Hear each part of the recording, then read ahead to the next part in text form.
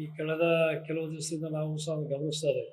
ಮಾನ್ಯ ಲೋಕಸಭಾ ಸದಸ್ಯರು ಮತ್ತು ನಗರಾಭಿವೃದ್ಧಿ ಪ್ರಾಧಿಕಾರದ ವತಿಯಿಂದ 25 ಲಕ್ಷ ರೂಪಾಯಿ ಖರ್ಚು ಮಾಡಿ ಅದನ್ನು ಸೌಂದರ್ಯೀಕರಣ ಮಾಡಬೇಕು, ವಿಶೇಷವಾದಂಥ ಕಾಯಕಲ್ಪ ಕೊಡಬೇಕು ಅಂತ ಒಂದು ಹಳೆಗೆ ಸರ್ಕಲಿದ್ದಂಥದ್ದನ್ನು ತೆಗೆದುಬಿಟ್ಟು, ಆ ಫುಟ್ಬಾಲ್ ಹಾಕೋದಿದ್ದಂಥದ್ದನ್ನು ತೆಗೆದುಬಿಟ್ಟು ಹೊಸದು ಮಾಡಬೇಕು ಅನ್ನೋ ವಿಚಾರನ ಸೋಷಿಯಲ್ ಮೀಡಿಯಾದಲ್ಲಿ, ಸಾಮಾಜಿಕ ಜಾಲತಾಣದಲ್ಲಿ ಮತ್ತು ಪತ್ರಿಕೆಯಲ್ಲಿ ಓದಿರ್ಬೇಕು. ಬಟ್ ತದನಂತರ ಭಾಳಷ್ಟು ಸತಿ ಅದನ್ನು ಕಾಮಗಾರಿಗೆ ಹಾಕುವಂಥ ಸಂದರ್ಭ ಗಮನಿಸಿದಾಗ ಅದು ಕೆಲವೊಂದು ಗೈಡ್ಲೈನ್ಸ್ ಇದೆ. ಈಗ ಸರ್ಕಾರ ಮಟ್ಟದಲ್ಲಿ ಗೈಡ್ಲೈನ್ಸ್ ಒಂದು ಇರ್ತದೆ. ಯಾವುದೇ ಒಂದು ವೃತ್ತ ನಿರ್ಮಾಣ ಮಾಡೋಂಥ ಸಂದರ್ಭದಲ್ಲಿ ಏನೇನು ಮಾನದಂಡನ ಅಳವಡಿಸ್ಕೋಬೇಕು, ಯಾವ ರೀತಿ ಅದನ್ನು ಇರಬೇಕು ಅನ್ನೋದು ಒಂದು ಸ್ಟ್ರಕ್ಚರ್ ಇರಬೇಕು. ಜೊತೆಗೆ ಆ ಒಂದು ವಿನ್ಯಾಸವನ್ನು ಅಪ್ರೂವಲ್ಲು ಸರ್ಕಾರಿ ಮಟ್ಟದ ಅಧಿಕಾರಿಗಳು ಕೊಡಬೇಕಾಗುತ್ತೆ.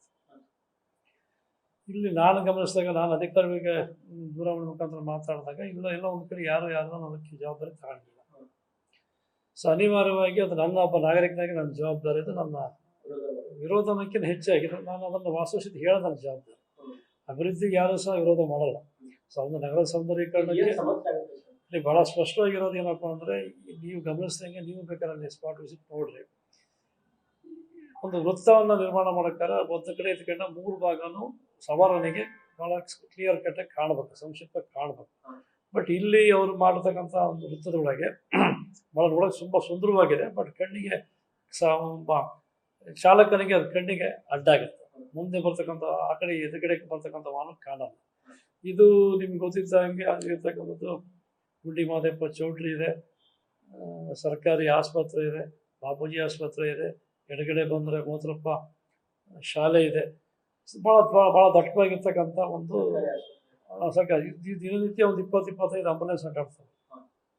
ನಾವು ಗಮನಿಸ್ಬೋದು. ರಾತ್ರಿ 2 ಗಂಟೆಗೆ ಅಡ್ಡಾಡ್ತವೆ, ಬೆಳಗಿನ 6 ಗಂಟೆಗೆ ಅಡ್ಡಾಡ್ತವೆ, ಮಧ್ಯಾಹ್ನ 2 ಗಂಟೆಗೆ ಅಡ್ಡಾಡ್ತವೆ.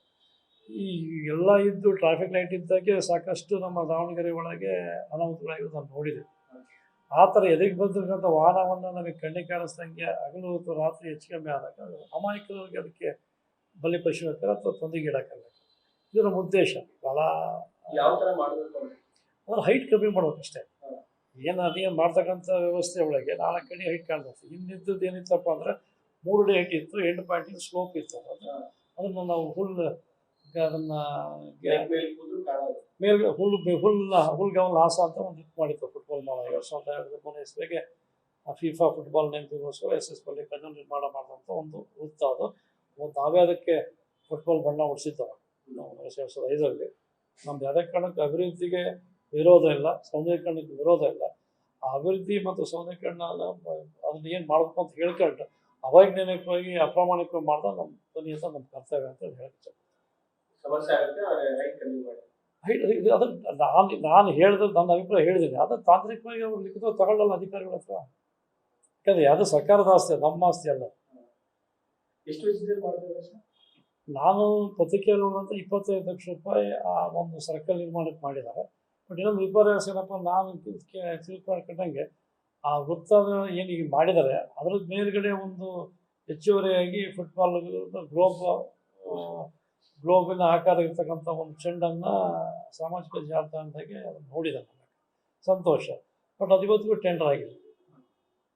ಈಗೇನು ಮಾಡಿ ಬಿಟ್ಟಿದ್ದಾರೆ, ಅದು ನಗರಾಭಿವೃದ್ಧಿ ಪ್ರಾಧಿಕಾರದಿಂದ ಮಾಡಬೇಕಂತ. ಇನ್ನು ಉಳಿಕಿರ್ತೀವಿ ಎಲ್ಲ ಗ್ಯಾಂಟ್ ಮಾಡ್ತಾರೆ, ಸಂಬಂಧಪಟ್ಟಂಥ ಅಧಿಕಾರಿಗಳು ಹೇಳಬೇಕು. ಸರಿ.